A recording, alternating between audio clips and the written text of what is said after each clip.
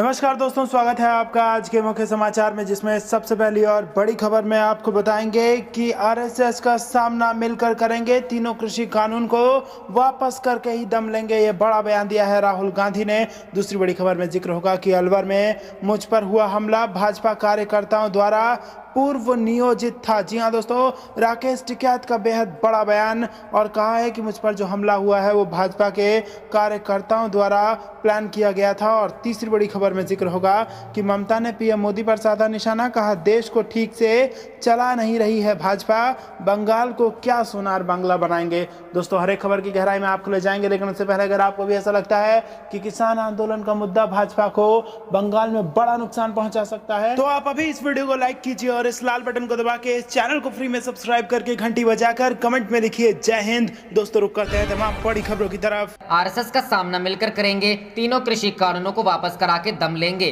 राहुल गांधी। जी हां दोस्तों, राकेश टिकैत के वाहन पर कथित तौर पर हुए हमले की पृष्ठभूमि में शनिवार को आरोप लगाया कि राष्ट्रीय स्वयंसेवक संघ आरएसएस हमला करना सिखाता है। उन्होंने यह भी कहा कि सब मिलकर संघ का सामना करेंगे और तीनों कृषि विरोधी कानूनों को वापस करा के दम लेंगे। कांग्रेस नेता ने ट्वीट किया, उनका संघ हमला कराना सिखाता है, अहिंसक सत्याग्रह किसान को निडर बनाता है, संघ का सामना संघ मिलकर करेंगे, तीनों कृषि व देश विरोधी कानून वापस करा के ही दम लेंगे। गौरतलब है कि किसान नेता राकेश टिकैत की गाड़ियों के काफिले पर शुक्रवार को राजस्थान के अलवर जिले में कुछ लोगों ने कथित रूप से पत्थर फेंके। घटना में किसी को चोट तो नहीं लगी, लेकिन टिकैत की कार का पिछला शीशा क्षतिग्रस्त हो गया। राजस्थान के मुख्यमंत्री अशोक गहलोत ने इस हमले की निंदा करते हुए कहा है कि दोषियों के खिलाफ कार्रवाई की जाएगी। रुख करते हैं अगली खबर की तरफ। अलवर में मुझ पर हुआ हमला भाजपा कार्यकर्ताओं द्वारा पूर्व नियोजित था, राकेश टिकैत। जी हां दोस्तों, केंद्र सरकार के 3 नए कृषि कानूनों के खिलाफ आंदोलन भारतीय किसान यूनियन के नेता राकेश टिकैत ने शनिवार को कहा कि अलवर में उन पर किया गया हमला भाजपा कार्यकर्ताओं द्वारा पूर्व नियोजित था। साथ ही कहा कि इसे एक चुनौती और आंख खोलने वाली घटना की तरह याद रखना चाहिए। शनिवार को भीमल खेड़ा गांव में किसान महापंचायत को संबोधित करते हुए टिकैत ने कहा, आने वाले समय में किसानों के सामने चुनौतियां ही चुनौतियां हैं, लेकिन हम पर होने वाले हमले अस्तित्व की लड़ाई में हमारे संघर्ष और संकल्प को मजबूत कर रहे हैं। महापंचायत के बाद पत्रकार में टिकैत ने कहा, हम मानसिक रूप से ऐसी घटनाओं के लिए तैयार हैं। राजस्थान के अलवर जिले में शुक्रवार को किसान नेता टिकैत के काफिले पर पथराव किया गया था। इस मामले में पुलिस ने एक छात्र नेता को हिरासत में लिया था। टिकैत ने आरोपी को अखिल भारतीय विद्यार्थी परिषद से जुड़े होने और हमले के पीछे भाजपा का हाथ होने का आरोप लगाया। महापंचायत को संबोधित करते हुए टिकैत ने किसानों को कम से कम इस साल के अंत तक अपना आंदोलन जारी रखने के लिए मानसिक रूप से तैयार रहने का आह्वान करते हुए संघर्ष में जीत का दावा किया। उन्होंने किसानों से सोशल मीडिया पर सक्रिय रहने का भी अनुरोध किया। किसान आंदोलन शुरू होने के बाद पहली बार अलीगढ़ में महापंचायत कर रहे टिकैत ने आरोप लगाया कि प्रधानमंत्री कार्यालय से लेकर सत्ताधारी खेमों में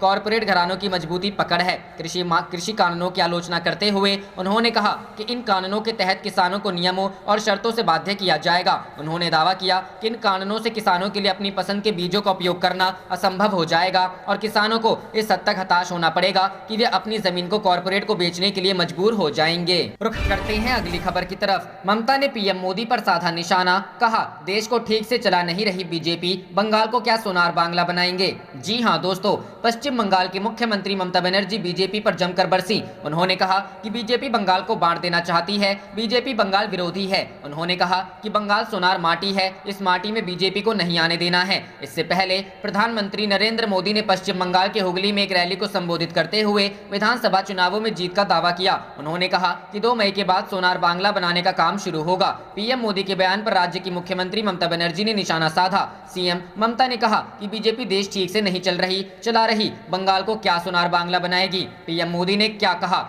पीएम मोदी ने शनिवार को हुगली में एक रैली में कहा कि बंगाल के लोगों ने एक बार फिर परिवर्तन की कमान संभाल ली है। आशोल परिवर्तन के उद्देश्य में और सोनार बांग्ला के विजन में बंगाल के लोगों की यही आकांक्षा है। इसलिए बंगाल के लोगों ने पहले 2 चरण के चुनाव से ही बीजेपी के प्रचंड बहुमत का रास्ता तय कर दिया है। इसके साथ ही उन्होंने कहा कि बंगाल के लोग हमेशा अपनी परीक्षा में पास हुए हैं, फेल वो लोग हुए हैं जिन्होंने बंगाल के लोगों की अपेक्षाओं को, उनकी आकांक्षाओं को पूरा नहीं किया। वो लोग फेल हुए हैं जिन्होंने बंगाल का विकास नहीं किया, बंगाल को बरसों पीछे ढकेल दिया।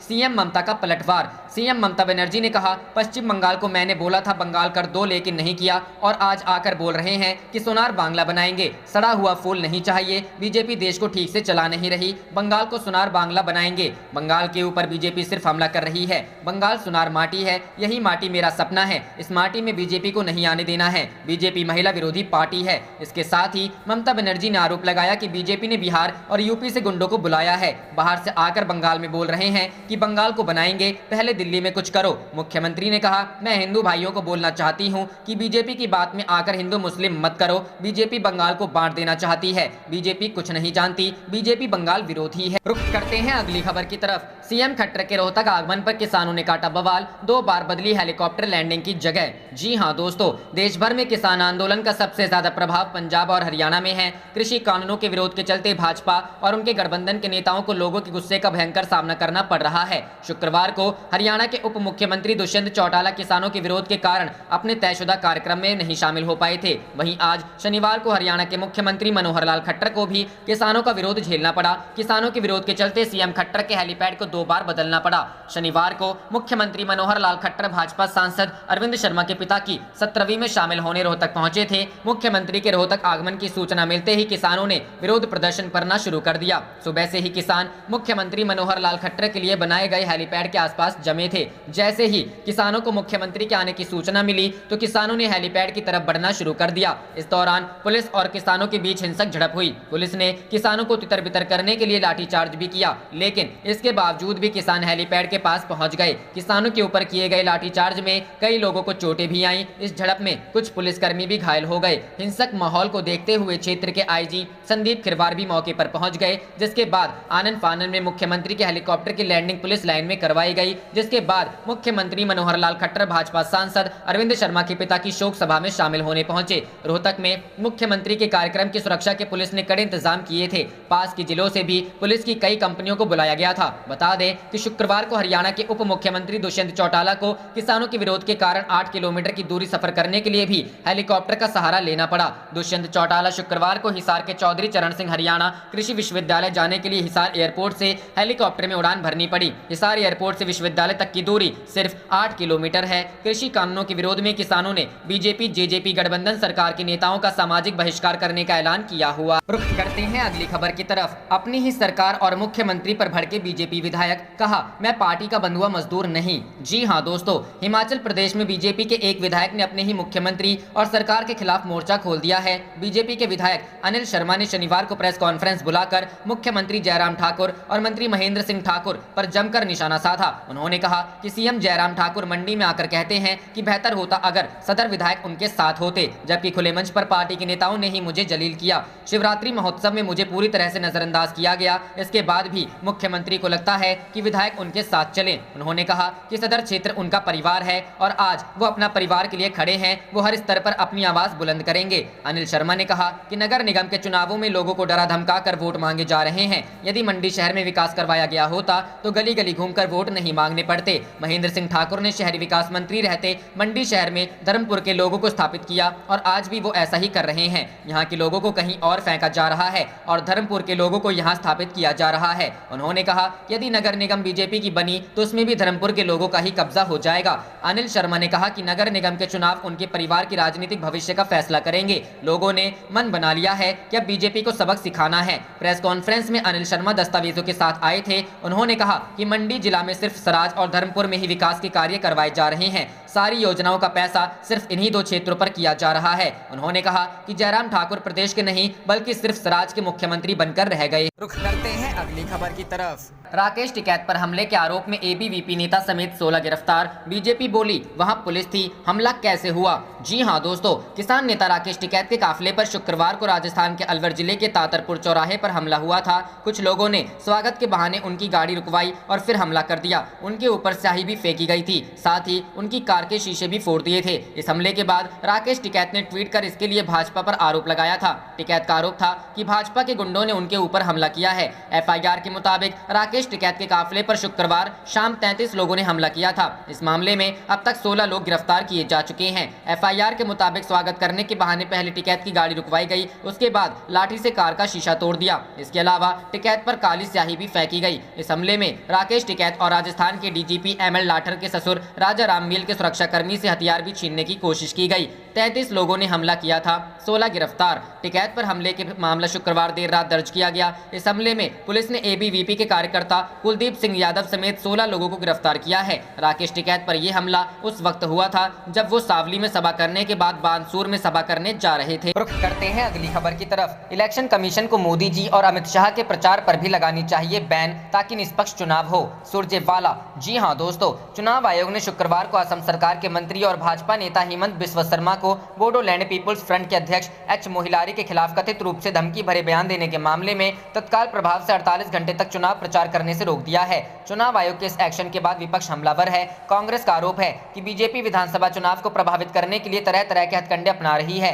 कांग्रेस नेता रणदीप सुरजेवाला ने शनिवार को कहा कि बीजेपी तरह तरह के हथकंडे अपना रही है। वे असम, केरल, बंगाल, तमिलनाडु में चुनाव प्रभावित करना चाहते हैं, लेकिन वो इस षड्यंत्र में कामयाब नहीं होंगे। हेमंत बिस्वा शर्मा को असम और पूरे उत्तर पूर्व में 48 घंटे का बैन यह साबित करता है कि बीजेपी चुनाव हार चुकी है। उन्होंने कहा कि हम चुनाव आयोग से आग्रह करते हैं कि वो सारे इश्तिहार जो दुर्भावनापूर्ण असम के अखबारों में दिए गए थे, उसमें अखबारों को तो नोटिस दिया है, लेकिन इश्तिहार में जिस जिसका चेहरा है, वो चाहे मोदी जी, अमित शाह या सर्बानंद जी हो, उन पर भी इस तरह का बैन लगे ताकि निष्पक्ष चुनाव हो। बता दें कि चुनाव आयोग के आदेश के अनुसार आयोग हेमंत बिस्वा शर्मा के बयानों की कड़ी निंदा करता है। आयोग 2 अप्रैल शुक्रवार को तत्काल प्रभाव से 48 घंटे के लिए उनके कोई सार्वजनिक सभा करने, सार्वजनिक जुलूस निकालने, रैलियां करने, रोड शो, साक्षात्कार देने और मीडिया में सार्वजनिक बयान देने पर रोक लगाता है।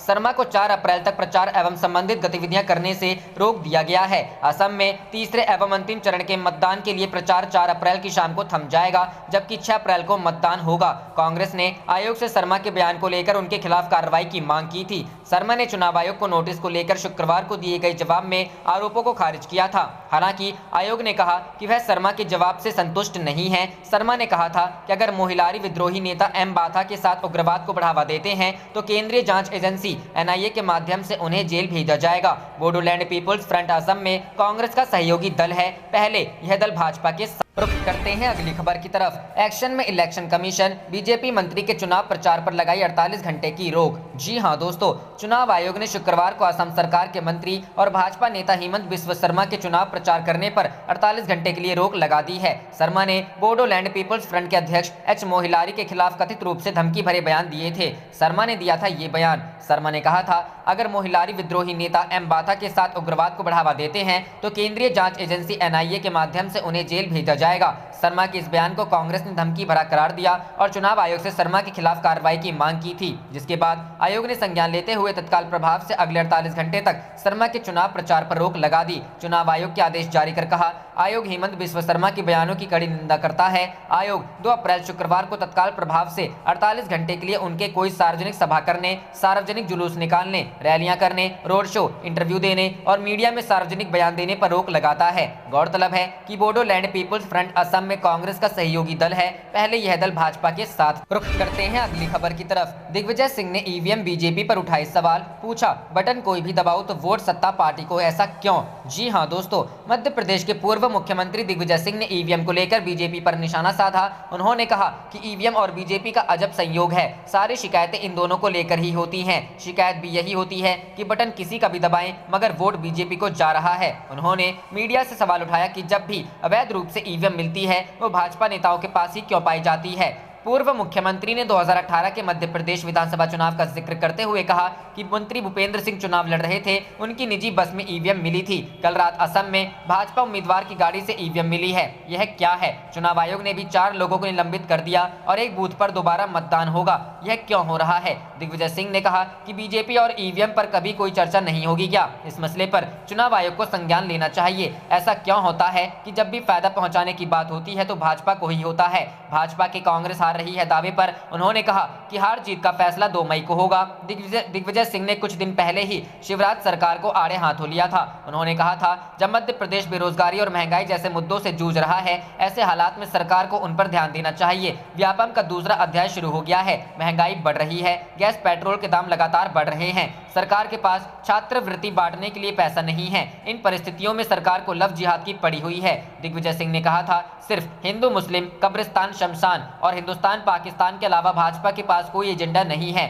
दिग्विजय सिंह ने आत्मनिर्भर मध्य प्रदेश के रोड मैप पर शिवराज सिंह को आड़े हाथों लेते हुए कहा, 2004 से बीजेपी सरकार ये विकास का वादा करती आ रही है, लेकिन विकास करने में वो अब और कितना समय लेगी। राज्य सरकार ने 5000 हाई स्कूल बंद करने का फैसला कर लिया है। 15 किलोमीटर तक के दायरे के हाई स्कूल बंद किए जा रहे हैं। शिवराज सरकार पूरी तरह से निजीकरण के रास्ते पर चल रही है। निजी लोगों को स्कूल की संपत्ति बेची जा रही है, अब मंडियों को बेच रहे हैं। रुख करते हैं अगली खबर की तरफ। अहिंसक सत्याग्रह किसान को निडर बनाता है। राकेश टिकैत के काफिले पर हमले के बाद बोले राहुल गांधी। जी हां दोस्तों, भाकियू नेता राकेश टिकैत पर हुए हमले को लेकर अब कांग्रेस नेता राहुल गांधी ने भी बीजेपी और आरएसएस पर निशाना साधा है। उन्होंने ट्वीट कर आरएसएस पर गंभीर आरोप लगाए हैं। इसी के साथ उन्होंने ये भी कहा कि वह देश विरोधी कानूनों को वापस करा के ही दम लेंगे। उन्होंने ट्वीट में कहा, उनका संघ हमला करना सिखाता है, अहिंसक सत्याग्रह किसान को निडर बनाता है। संघ का सामना संघ मिलकर करेंगे, तीनों कृषि और देश विरोधी कानून वापस करा के ही दम लेंगे। इससे पहले राकेश टिकैत ने भी हमले की जिम्मेदार केंद्र को ही बताया था।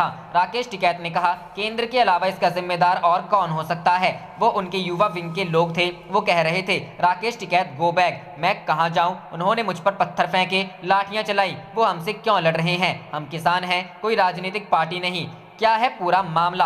राजस्थान के अलवर में भाकियू नेता राकेश टिकैत के काफिले पर कुछ अज्ञात लोगों ने हमला बोल दिया था। हमले में टिकैत की गाड़ी के शीशे टूट गए थे। इस हमले की न मिलने पर पुलिस ने तुरंत कार्रवाई करते हुए 4 लोगों को हिरासत में ले लिया था। पुलिस मामले की जांच कर रही है। इस घटना के बाद से किसानों में रोष है। इसी को लेकर शुक्रवार को किसान बड़ी संख्या में चिल्ला बॉर्डर पहुंचे थे। इस दौरान नोएडा से दिल्ली तक लंबे समय तक जाम लगा रहा। इसके कारण लोगों को आवाजाही में परेशानी का सामना करना पड़ा। चिल्ला बॉर्डर पर पुलिस ने बैरिकेडिंग लगाई। पुलिस और किसानों के बीच काफी कहासुनी भी हुई। गुस्साए किसानों के विरोध प्रदर्शन के दौरान NH9 और NH24 दोनों स्लिप साइड सर्विस रोड सहित ऊपर और नीचे बंद रहा। हालांकि कुछ समय बाद नोएडा चिल्ला बॉर्डर खुल गया, गाड़ियों की सामान्य आवाजाही होने लगी। पुलिस ने किसानों को समझाकर रास्ता खुलवाया। रुख करते हैं अगली खबर की तरफ। किसान नेता राकेश टिकैत के काफिले पर हमला, बीजेपी पर लगाया आरोप। जी हां दोस्तों, कृषि कानूनों के विरोध में देश के कई हिस्सों का दौरा कर रहे किसान नेता राकेश टिकैत के काफिले पर हमला किया गया है। टिकैत ने इसके लिए बीजेपी पर आरोप लगाया। उन्होंने कहा कि बीजेपी के गुंडों द्वारा उन पर जानलेवा हमला किया गया है। राकेश टिकैत ने हमले के बारे में ट्विटर पर वीडियो पोस्ट करते हुए कहा कि राजस्थान के अलवर जिले के ततारपुर चौराहा बानसूर रोड पर भाजपा के गुंडों द्वारा जानलेवा पर हमला किए गए हैं। लोकतंत्र की हत्या की तस्वीरें। अलवर में राकेश टिकैत पर हुए हमले की घटना के बाद दिल्ली बॉर्डर पर प्रदर्शन कर रहे किसान बेहद गुस्से में हैं। हमले के विरोध में गाजियाबाद के गाजीपुर बॉर्डर पर किसानों ने दिल्ली से आने वाले रास्ते को फिर जाम कर दिया है। हालांकि पुलिस ने मार्ग को खाली करा दिया, जिसके बाद यहां पर आवागमन सामान्य हो गया। इस बीच पुलिस ने कहा कि हमले के मामले में 4 लोगों को पकड़ा गया है। मामले की जांच की जा रही है। इससे पहले राकेश टिकैत ने आज ट्वीट कर कहा कि भारतीय किसान यूनियन हरियाणा की युवा प्रदेश अध्यक्ष रवि आजाद की गिरफ्तारी बर्दाश्त नहीं होगी। रवि आजाद को रिहा कर सरकार नहीं तो आंदोलन झेलने के लिए तैयार रहें। रुख करते हैं अगली खबर की तरफ। कांग्रेस नेता रणदीप सुरजेवाला ने ईवीएम को लेकर चुनाव आयोग पर साधा निशाना, पूछे 6 सवाल। जी हां दोस्तों, कांग्रेस के वरिष्ठ नेता रणदीप सिंह सुरजेवाला ने 5 राज्यों के विधानसभा चुनाव के मद्देनजर चुनाव आयोग पर निशाना साधा है। सुरजेवाला ने इस मसले पर सिलसिलेवार ट्वीट किए हैं, जिसमें उन्होंने ईसीआई से 6 सवाल पूछे हैं। उन्होंने लिखा है, असम विधानसभा चुनाव में संभावित हार की आशंका से बीजेपी बौखला गई है। ऐसे में आखिरी उपाय ईवीएम ही होती है। उन्होंने अपने ट्वीट में आगे लिखा, क्या चुनाव आयोग जवाब देगा? पहला, बीजेपी उम्मीदवार कृष्णेंदु पॉल की कार से ईवीएम क्यों बरामद हुई? दूसरा, असम के दीफू में हाथीपुरा पोलिंग स्टेशन के करीब एक लग्जरी कार की डिक्की में ईवीएम क्यों मिली? तीसरा, जामुनुक में अधिकारी सुरक्षा अधिकारियों के बगैर ईवीएम क्यों लेकर जा रहे थे, जबकि यह ईसीआई के मैंडेट का सीधे तौर पर उल्लंघन है? चौथा, क्या कलाई गांव के वोटरों ने बूथ से ईवीएम के गायब होने की शिकायत की थी? इस बारे में क्या जांच हुई और क्या कार्रवाई की गई? पांचवा, क्या कुछ संदिग्ध अधिकारी डिब्रूगढ़ में स्ट्रांग रूम के अंदर पाए गए थे जहां ईवीएम रखी गई है? इस मामले में क्या कदम उठाए गए? छठा, दूसरे चरण में क्या 139 पोलिंग स्टेशन में ईवीएम के साथ खराबी का सामना करना पड़ा था। इसमें जागीरोड, नगांव, होजाई, नील बागान, लुमडिंग और अन्य स्थान शामिल हैं। इस मामले में क्या कदम उठाया गया। असम में एक बीजेपी प्रत्याशी की कार में ईवीएम मिलने के मामले में कांग्रेस महासचिव प्रियंका गांधी ने भी ट्वीट किया है। उन्होंने लिखा, क्या स्क्रिप्ट है। चुनाव आयोग की गाड़ी खराब हुई, तभी वहां एक गाड़ी प्रकट हुई। गाड़ी भाजपा के प्रत्याशी की निकली। मासूम चुनाव आयोग उसमें बैठकर सवारी करता रहा। प्रिय इलेक्शन कमीशन, माजरा क्या है। आप देश को इस पर कुछ सफाई दे सकते हैं। गौरतलब है कि असम विधानसभा चुनाव के पहले चरण के अंतर्गत 27 मार्च को, दूसरे चरण के अंतर्गत गुरुवार 1 अप्रैल को वोट डाले गए थे। तीसरे और अंतिम चरण के अंतर्गत 6 अप्रैल को वोट डाले जाएंगे। राज्य में विधानसभा की 126 सीटें हैं और मुख्य मुकाबला बीजेपी और कांग्रेस के बीच है। रुख करते हैं अगली खबर की तरफ। चुनाव के बीच टीएमसी ने इन कमीशन को दिया आंदोलन की धमकी, केंद्रीय बलों पर लगाया हिंसा का आरोप। जी हां दोस्तों, पश्चिम बंगाल में दूसरे चरण के मतदान के बाद तृणमूल कांग्रेस ने केंद्रीय बलों के खिलाफ मोर्चा खोल दिया है। सत्ताधारी टीएमसी ने केंद्रीय बलों पर हिंसा का आरोप जड़ दिया है। साथ ही चुनाव आयोग को आंदोलन की भी धमकी दी है। पार्टी का कहना है कि चुनाव आयोग और सेंट्रल फोर्सेस हिंसा की घटनाओं को नियंत्रित करने में नाकाम है। टीएमसी के सांसद सौगत राय ने शुक्रवार को कहा, हम पश्चिम बंगाल के लोगों पर केंद्रीय बलों की ओर से की गई हिंसा की आलोचना करते हैं। आप देख रहे थे आपका अपना चैनल जय हिंद जय भारत।